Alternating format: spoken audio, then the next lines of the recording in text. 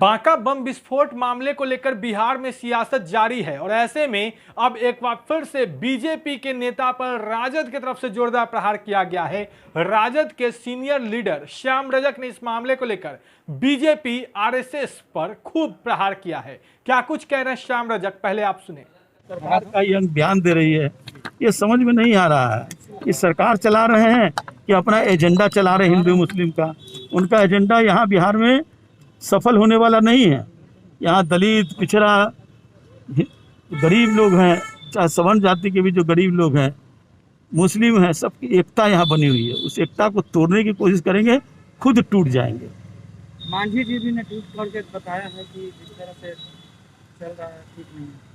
मैं तो कह रहा हूँ, तो सरकार को ना सोचना चाहिए। सरकार कहती है कि हम कानून व्यवस्था और सुशासन की सरकार है, तो सरकार का ये अंग इस तरह से लोगों में सांप्रदायिक सद्भाव को बिगाड़ने का काम कर रहे हैं, तो ऐसे लोगों पर सरकार को कार्रवाई करनी चाहिए, चाहे कोई भी हो। अगर कार्रवाई नहीं करती, इसका मतलब कि सरकार का भी कहीं ना कहीं परोक्ष रूप से समर्थन है। ये लोग देश के लिए, राज्य के लिए, जनता के लिए, समाज के लिए नहीं, बल्कि अपनी वोट की राजनीति करते हैं। बीजेपी के कई नेताओं का मानना है कि मदरसों में आतंकवाद की पढ़ाई होती है। उनको नहीं पता है, इसी मदरसा के लगभग 3000 से ज़्यादा लोग देश की आज़ादी में कुर्बान हुए थे। पैरों पर उनके लाश लटका दिए गए थे। इनके लोग तो अपने राष्ट्रीय स्वयंसेवक संघ के कार्यालय में राष्ट्रीय ध्वज भी 42 साल तक नहीं लगाए। ये लोग तो माफ़ीनामा मांगे थे यरवदा जेल में और काला पानी में। ये लोग को कौन मुँह है कि कौन मुँह से राष्ट्र की बात करते हैं। और इस देश के मुसलमानों को इतिहास रहा है देश में कुर्बान होने का, समाज के लिए कुर्बान होने का, और ये पढ़ाते हैं तो बच्चों को गुणवत्तापूर्ण शिक्षा देते हैं। इनके लोग क्या पढ़ाते हैं आरएसएस में, जरा ये भी तो जानने का काम कीजिए। ये क्या पढ़ाते हैं?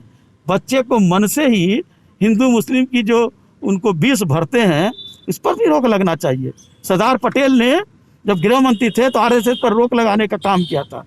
हम फिर चाहेंगे कि ये सरदार पटेल के प्रति अगर जरा सा भी इनके प्रति सम्मान है, उनके प्रति उनकी आस्था है, सरदार पटेल के उस विचार के आधार पर आरएसएस पर पाबंद लगाना चाहिए। आपने सुना, श्याम रजक हैं, उन्होंने सीधे तौर पे कहा कि आरएसएस जिसे कभी सरदार पटेल ने बैन कर दिया था, उस पर बैन होना चाहिए। उन्हें मदरसा के बारे में पता नहीं है, बीजेपी को मदरसा के बारे में नहीं पता। मदरसा से पढ़कर करीब 3000 स्वतंत्रता सेनानी बने हैं। तो तमाम बड़ी बातें श्याम रजक ने कही है, बीजेपी पर जोरदार प्रहार किया है, साथ ही साथ आरएसएस पर भी सवाल उठाया है। यहां तक कह दिया कि आरएसएस में पढ़ने वाले बच्चों को सिर्फ हिंदू मुस्लिम सिखाया जाता है और आरएसएस को कभी सरदार पटेल ने भी बैन कर दिया था। तो लगातार राजद की तरफ से प्रतिक्रियाएं आ रही है और अभी इसी बीच में श्याम रजक ने जो कुछ कहा है, इसको लेकर बवाल तय माना जा रहा है। बढ़ रहे हेडलाइंस बिहार के साथ अगर आपने अब तक हमारे चैनल को सब्सक्राइब नहीं किया है तो जल्द सब्सक्राइब कर ले। धन्यवाद।